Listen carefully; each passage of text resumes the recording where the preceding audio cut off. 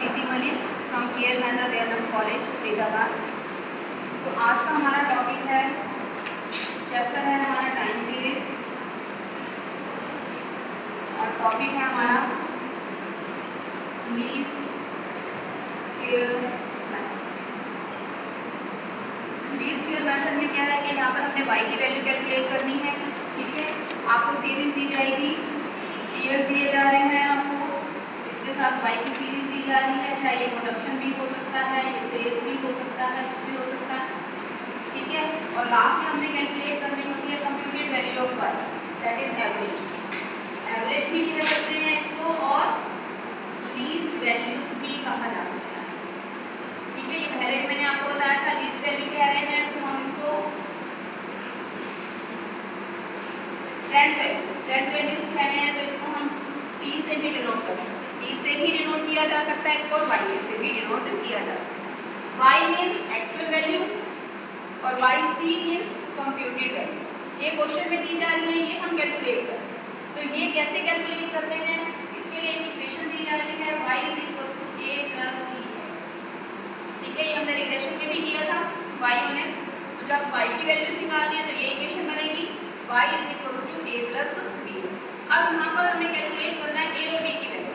उसके लिए हमारे पास दो नॉर्मल इक्वेशंस हैं, summation y = na + b summation x, और दूसरी क्या है, summation xy = a summation x + b summation x square. ठीक है, ये दो इक्वेशंस हमें दी जा रही हैं। अब इन दो इक्वेशंस के लिए हमें समेशन y चाहिए, n summation x summation xy summation x square, ये सीरीज चाहिए। तो इन सीरीज के लिए अगर हम देखें, क्वेश्चन में हमें ईयर्स दे रहा है, प्रोडक्शन दे रहा है, x सीरीज हमें क्वेश्चन में गिवन नहीं है। तो यहाँ पर सबसे पहले हमें x सीरीज कैलकुलेट करनी पड़ेगी, तभी हमारा समेशन x कैलकुलेट होगा, तभी हमारा x स्क्वायर कैलकुलेट होगा, तभी हमारा xy कैलकुलेट हो पाएगा। अगर x सीरीज नहीं है तो आप कुछ भी कैलकुलेट नहीं कर सकते। तो अब सबसे पहले हमें कैलकुलेट क्या करना है, यहाँ पर x सीरीज। तो जहाँ क्वेश्चन में आपको कहेगा लीस्ट स्क्वायर मेथड यूज करना है, तो वहाँ पर आपको x सीरीज कैलकुलेट करनी है। और x सीरीज कैलकुलेट करने के लिए क्वेश्चन में आपको बताएगा कोई ना कोई ईयर, 2004, इसको हमने ओरिजिन माना कि 2004 को आप बेस मानकर चलो, ओरिजिन मानकर चलो, तो वो क्वेश्चन में आपको गिवन। ठीक है, अब ईयर्स दे रहे हैं आपको 2001, 2, 3, 4, 5, इस तरह से ईयर्स दे रहे हैं, और 2004 को कह रहे हैं कि आपने बेस मानना है। तो जो ईयर हमने ओरिजिन माना, उस ईयर को हर ईयर में से हम माइनस करते चलेंगे। 2001 - 2004 क्या आएगा, -3, 2 - 4 -2 -1 0 1। तो ये हमारे पास अब क्या आ गई, x सीरीज। ठीक है, x सीरीज आ गई। नेक्स्ट हम कैलकुलेट करेंगे x स्क्वायर और नेक्स्ट हम कैलकुलेट करेंगे xy। उसके बाद हर सीरीज का टोटल करेंगे। हर सीरीज का टोटल करने के बाद वो टोटल की जो वैल्यूज है वो हम यहाँ पुट कर देंगे। समेशन y आ जाएगा, y सीरीज है ये हमारे पास जो गिवन है क्वेश्चन में, उसका टोटल समेशन y, n आपको पता ही है नंबर ऑफ ईयर्स, n 1 हो जाएगा, 5 ईयर्स है तो 5 हो जाएगा, प्लस समेशन x का टोटल, समेशन xy का टोटल, यहाँ पर x का टोटल, और ये समेशन x स्क्वायर का टोटल। अब हमने क्या करना है, इन दो इक्वेशंस में सारी वैल्यूज पुट कर देंगे। सारी वैल्यूज पुट करने के बाद अब ये दो इक्वेशंस आपके पास a और b की फॉर्म में आ जाएंगे, और जब a और b की फॉर्म में आ जाएंगे, सिंपल दो इक्वेशंस हम जैसे सॉल्व करते हैं दो इक्वेशंस सॉल्व करेंगे, और यहाँ से क्या कैलकुलेट हो जाएगा हमारे पास, a और b। ठीक है, a और b कैलकुलेट होने के बाद हम इस इक्वेशन में पुट कर देंगे। सपोज a हमारा आ रहा है 10 और b हमारा आ रहा है 6, तो यहाँ से क्या इक्वेशन हो जाएगी, y = 10 + 6x। ये इक्वेशन a और b की वैल्यूज पुट कर दी। अब हमें कैलकुलेट क्या करना है, computed value of y। Computed value of y कैसे कैलकुलेट होगा, इस इक्वेशन से। हमारी इक्वेशन है y = 10 + 6x। अब इस इक्वेशन में हम क्या करेंगे, 1 बाय 1 x की वैल्यूज पुट करते चले जाएंगे।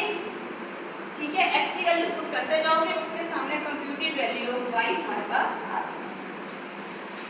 इस इक्वेशन में पहले आप यहाँ पर -3 पुट करोगे, y आ जाएगा। ठीक है, फिर -2 पुट करेंगे, -1 0 और 1। सारी वैल्यूज पुट करते जाएंगे, ट्रेंड वैल्यूज हमारे पास आती जाएंगी या यूनिट वैल्यूज आती जाएंगी।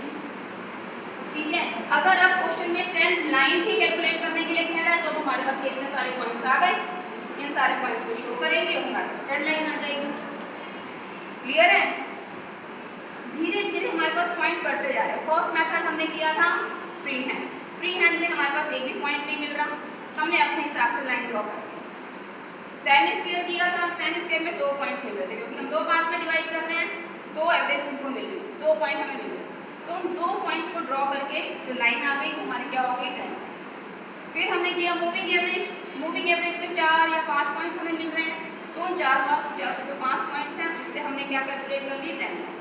पर अब इस वाले मेथड में क्या है, लीस्ट स्क्वायर में तो जितने वाई हैं उतने ही आपको वाई सी के पॉइंट भी मिल रहे हैं। तो इन सारे पॉइंट्स को ड्रॉ करते हुए पहले ये वाले पॉइंट्स करोगे अगर तो एक्चुअल लाइन बन जाएगी, ये वाले पॉइंट्स ड्रॉ करोगे तो ट्रेंड लाइन बन जाएगी। ठीक है, अगर ट्रेंड लाइन भी बनाने को कह रहा है तो आपने ऐसे किया। अब एक चीज और यहाँ पर ध्यान देंगे कि जो p की वैल्यू है ना, p मींस यहाँ p का क्या मतलब है, ध्यान देंगे सब, एनुअल इंक्रीमेंट। ठीक है, b क्या है हमारा, ये एनुअल इंक्रीमेंट। एनुअल इंक्रीमेंट का क्या मतलब है कि हर साल का इंक्रीमेंट।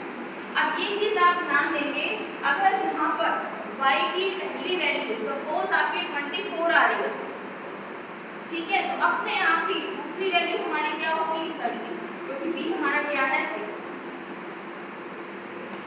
और b का मतलब है एनुअल इंक्रीमेंट, उसके हिसाब से बढ़ रहा है।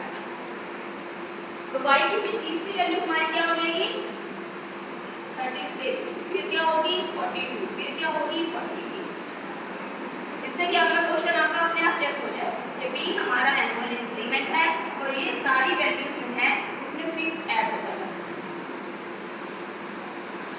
बताओ क्लियर है? दूसरा, अगर आपको क्वेश्चन में क्लियर दे रहा है कि ये ईयर को आपने ओरिजिन मानकर चलना, तब तो आपने वही ईयर ही लेना। पर अगर सपोज कह रहे हैं कि लीस्ट स्क्वायर मेथड से करो और आपको कोई भी ईयर मेंशन नहीं करना, तो उस केस में अगर ऑड ईयर्स है, ये ऑड ईयर्स है 5 ईयर्स है, तो उस केस में जो बीच का साल है 2003 आपने इसको ओरिजिन माना ऑड में, ये कल हमने बताया। ठीक है, अगर 5 ईयर्स है, 3 ईयर्स है, 7 ईयर्स है, ऑड ईयर्स है, तो हमेशा बीच में एक साल आपको मिलेगा, हमने उसको ओरिजिन माना अगर क्वेश्चन में कुछ भी नहीं कह रहा।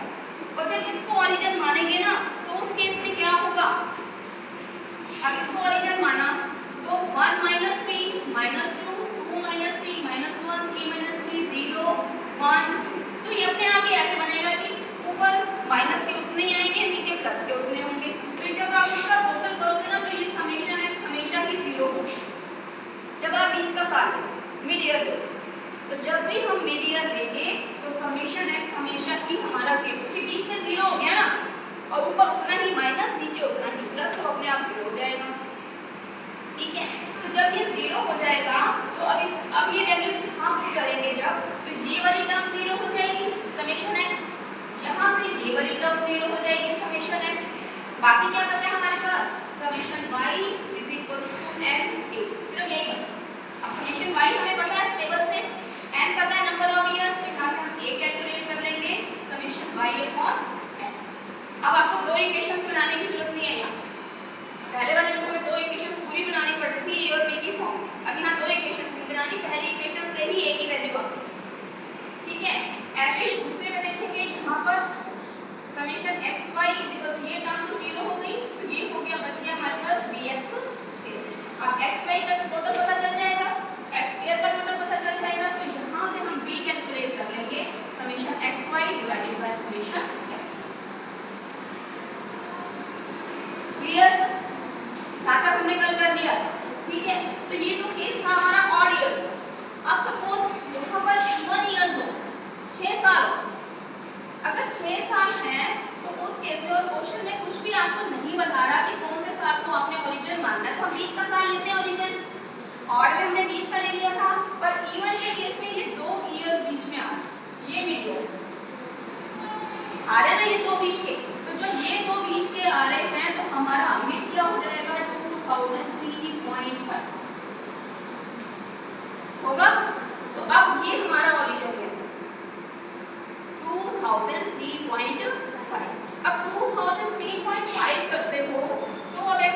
जाएगा -2.5 -1.5 -0.5 प्लस 0.5 प्लस 1.5 और प्लस 2.5, ये आ जाएगा। अब आप चाहो तो क्वेश्चन को ऐसे ही सॉल्व कर सकते हो। ये x आ गया, पॉइंट्स में थोड़ा सा कैलकुलेशन लेंथी हो जाएगी। x आ गया, इसका x स्क्वायर निकालोगे, फिर xy जब करोगे तो ये पॉइंट में आएगा हमेशा xy आएगा या नहीं, क्योंकि x पॉइंट में है, y से मल्टीप्लाई करते चले जाओगे तो xy की सीरीज भी पॉइंट में आ जाएगी, आएगी ना, ठीक है। तो ये भी पॉइंट में है तो xy भी पॉइंट में आ जाएगा। जैसे आप क्वेश्चन कर रहे हो एज इट इज आप क्वेश्चन को करते रहे। b जो आएगा वहां पर हमारा एनुअल इंक्रीमेंट, ठीक है। पर अगर कैलकुलेशन को थोड़ा सा आपने सिंपल बनाना है तो हम क्या करेंगे, यहाँ पर जो x सीरीज है ना ये पॉइंट पे दिया हुआ है, -2.5 -1.5 -0.5 0.5 1.5 2. अब हम क्या चाहते हैं कि हम ये पॉइंट्स की कैलकुलेशन ना हो, तो नेक्स्ट अब हम क्या कर देंगे, x को 2 से मल्टीप्लाई। जब आप x सीरीज को 2 से मल्टीप्लाई करोगे ये सारी सीरीज आपकी क्या हो जाएगी, पॉइंट्स हट जाएंगे, ठीक है। जब आप इसको 2 से मल्टीप्लाई कर दोगे तो ये पॉइंट्स हट गए। 2 से मल्टीप्लाई करने का क्या मतलब है कि हमने x को 2 पार्ट्स में डिवाइड कर दिया। पहले x का यूनिट हमारा क्या आ रहा था, 1 आ रहा था, कल बताया था हर क्वेश्चन के एंड में लिखना है आपने कि x का यूनिट क्या है 1। पर जब अगर आपने 2 से मल्टीप्लाई कर दिया, 2 से मल्टीप्लाई करने का मतलब है कि उसको हमने 2 पार्ट्स में डिवाइड कर दिया, 7 के 2 हिस्सों में कर दिया। तो लास्ट में जब हम आंसर लिखेंगे तो वहां हम लिखेंगे x ½ यूनिट। जब भी आप यहाँ डबल कर रहे हो तो x का यूनिट क्या हो जाएगा, हाफ हो जाएगा। और जो b की वैल्यू आएगी ऐसे है, ठीक है। जब आप डबल कर रहे हो तो b की जो वैल्यू आएगी वो आपकी हाफ ईयरली आएगी।